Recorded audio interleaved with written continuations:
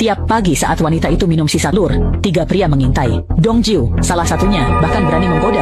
Di kota ini, ia dikenal sebagai si idiot yang sering dikerjai anak-anak. Padahal, ia agen rahasia elit Korea Utara yang sudah 2 tahun menyamar menunggu perintah. Demi misi, ia rela menyembunyikan identitas aslinya. Bahkan di depan wanita pujaannya, ia bermimpi suatu hari bisa tampil gagah dengan setelan jas di hadapannya. Namun kini, ia tetap harus berakting bodoh, bahkan sesekali menjadi pahlawan rahasia. Menyamar jadi orang gila tidaklah mudah. Sebelum keluar rumah, ia sengaja membuat ingus buatan di hidungnya agar terlihat meyakinkan. Dengan penampilan menjijikan itu, barulah ia berani melangkah keluar dengan cara yang unik. Dongju sepanjang tahun selalu mengenakan pakaian olahraga berwarna hijau, dan setiap hari ia selalu menjadi sasaran keusilan anak-anak nakal.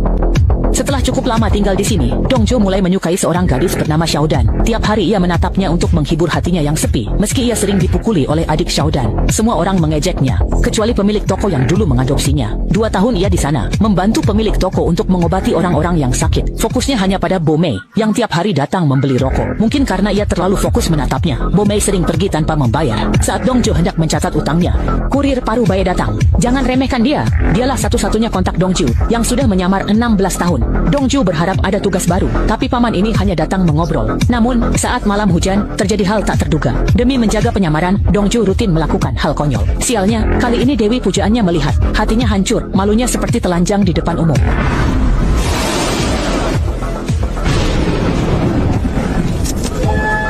Terlalu besar, harus segera dibersihkan. Waktu pun berlanjut ke hari berikutnya. Setelah bertemu Dongju lagi, Xiaodan bahkan tidak menyapanya. Mungkin karena teringat kejadian semalam, Xiaodan langsung berjalan melewatinya dengan ekspresi jijik. 7 kata, paham tidak? Sudah pasti, anak dari Nyonya Shi pun berjalan mendekat. Setiap hari dia menonton film-film Bruce Lee dan bertekad menjadi ahli bela diri sehebat itu. Karena itu, dia sering mengajak Dongju sparring, tanpa tahu bahwa orang di depannya ini sebenarnya adalah seorang agen rahasia kelas atas. Ternyata semua yang tadi hanyalah imajinasi Dongju di dalam pikirannya. Tepat saat keduanya hendak beradu, tiba-tiba Nyonya pemilik toko memutuskan mereka. Setelah itu, mereka berdua pergi mengantar barang ke sebuah rumah kontrakan. Kakek tua ini adalah pemilik rumah tersebut, tapi dia sangat pelit. Bahkan Bomei pun tidak bisa mandi air hangat. Dia bilang, mandi air dingin bisa mencegah masuk angin. Lalu Bomei yang kesal, langsung berjalan ke arah Dongju, mengambil telur ayam mentah milik si pemilik rumah, dan langsung meminumnya. Adegan ini, langsung membuat para pria di sekitarnya tak bisa mengalihkan pandangan. Saat itu juga, suara dari dalam rumah menarik perhatian semua orang. Pemilik bilang itu penyewa baru, tapi Dongju curiga. Saat olahraga malam, muncul pria pirang mendekatinya, lalu mereka bertarung. Ternyata si pirang juga agen elit. Mereka baku hantam sengit, dan keduanya seimbang, meski akhirnya Dongju unggul. Si pirang tertawa. Ternyata mereka satu unit, rekan latihan sejak kecil, dan sama-sama ketua kelompok. Dongju merasa kesal saat tahu pria berambut pirang itu juga datang sebagai mata-mata. Padahal, ia sudah 2 tahun bertugas di sana sendirian dan merasa tidak butuh bantuan. Pria itu mengaku punya tugas rahasia yang tak bisa diungkapkan, lalu tiba-tiba melompat dari gedung dan pergi. Keesokan harinya, Dongju melihat pria itu lagi, dan segera mengejarnya menggunakan sepeda dengan cepat. Karena merasa iri belum pernah mendapat tugas selama 2 tahun, Dongju membuntutinya hingga ke sebuah gedung tinggi. Saat melihat pemandangan di depannya, ia pun benar-benar terkejut.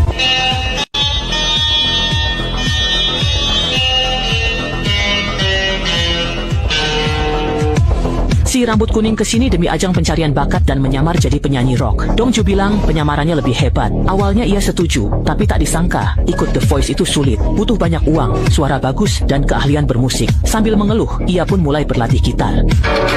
Mendengar suara fals, Dongju mencabut kabel gitarnya. Saat pergi, dia mengejek si rambut kuning agar berjuang jadi juara The Voice.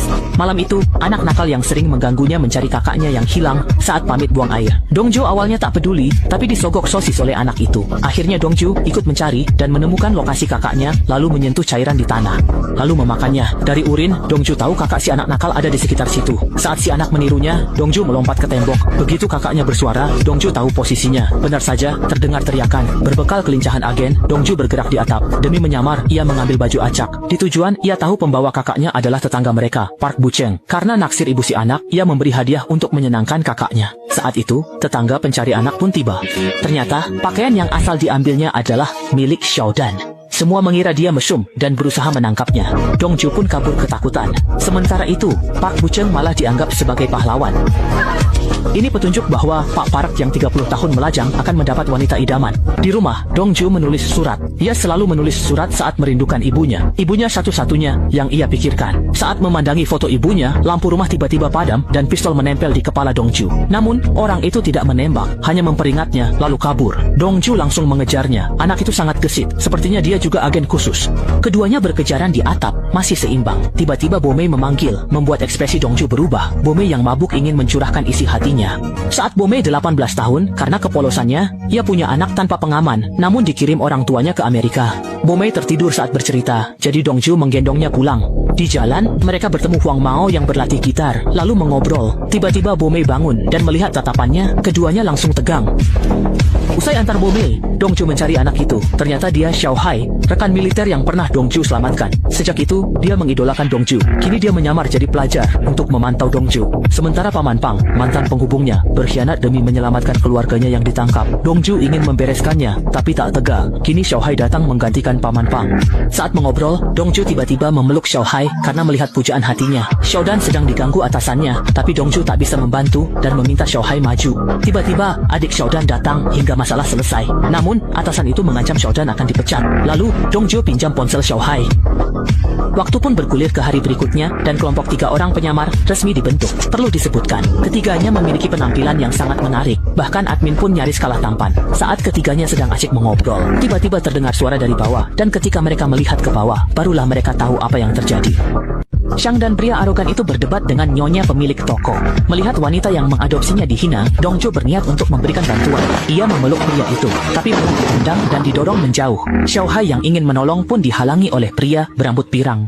Nyonya pemilik juga didorong saat membela diri, namun sigap ditangkap oleh Dongju. Meski Dongju marah dan ingin membalas, nyonya pemilik toko segera melarangnya karena tahu ia hanya berakting. Saat tahu kejadian ini, putra sang ibu segera mencari mereka untuk menuntut balas. Hasilnya terduga, Dongju dan Xiao Hai menemukan kedua pria itu. Dongju tak bisa turun tangan, jadi ia minta bantuan Xiao Hai. Xiao Hai pun mudah mengalahkan para preman. Sejak ada si Pirang dan Xiao Hai, Dongju tak lagi kesepian. Ia mengira harinya biasa saja, namun tiba-tiba BB-nya berbunyi. 2 tahun di kota ini, akhirnya ia menerima tugas atasan. Saat bersamaan, ponsel si Pirang dan Xiao Hai juga menerima pesan. Mengejutkan, perintahnya adalah agar semua agen bunuh diri. Dongju terdiam. Jika ini terjadi dulu, ia pasti patuh tanpa ragu. Namun kini ia menganggap tempat ini rumah dan tak rela meninggalkan segalanya. Bahkan masih ingin. Setahun ini, semua agen bunuh diri sesuai perintah. Sisa 3 orang di kota itu. Tugas Xiao Hai beda. Awasi Dongju dan si Pirang bunuh diri. Lalu menyusul. Karena mereka menolak, Xiao Hai memaki mereka pengkhianat. Tapi saat Dongju minta ditembak, ia tak tega melukai idolanya. Dia duduk di atasnya. Apakah ada hubungannya? Pikiranmu soal kematian massal para agen telah menarik perhatian CIA.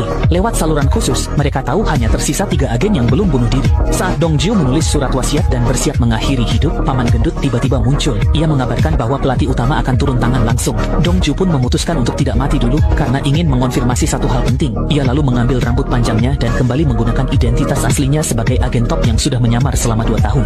Dongju akhirnya menunjukkan jati dirinya. Ia menemui Dewi Pujaannya dan memberikan doa terbaiknya dengan tulus. Xiao Dan bingung karena Dongju terasa seperti orang yang berbeda. Saat mereka berpisah secara sederhana, tiba-tiba adik Xiao Dan menyerang dari belakang, tapi Dongju menghindar dengan sangat mudah. Dongju menyuruhnya rajin olahraga dan menjaga kakaknya baik-baik. Sang adik tertegun kebingungan, lalu keduanya pun perlahan meninggalkan tempat itu. Mesin kartu tidak keluar, lalu Dongju makan malam terakhir bersama nyonya pemilik toko. Sang pemilik tidak terkejut karena tahu Dongju memang bukan milik kota kecil ini. Lalu ia memberikan jas lama Dongju. Setelah berganti jas, Dongju pergi dan bertemu Bomei yang terpana melihat ketampanannya. Dongju memberinya alamat sang anak, lalu menutupi dada Bomei dengan jaket sambil mengingatkannya agar selalu waspada pada lelaki hidung belang. Terakhir, Dongju menemui pelatihnya yang terkejut dan bertanya mengapa ia masih hidup. Sudahlah, semua itu tidak penting. Pelatih tidak menjawab pertanyaannya, melainkan langsung memberikan sebuah perintah. Para agen di bawah komando pelatih langsung menyerang Dongju.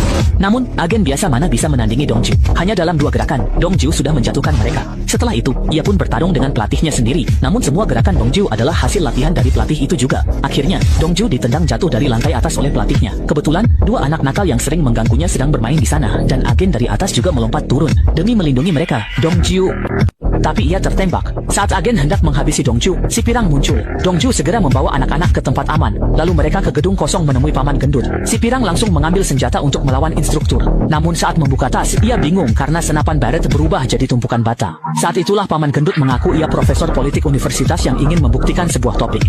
Mata-mata tertekan pasti berkhianat. Dongju dan si pirang buktinya. Terjebak, mereka terpaksa melawan. Anak buah biasa tak sebanding 2 agen top. Singkatnya, semua agen tumbang. Dongju kembali tanya Paman Gendut, apa ibunya masih hidup?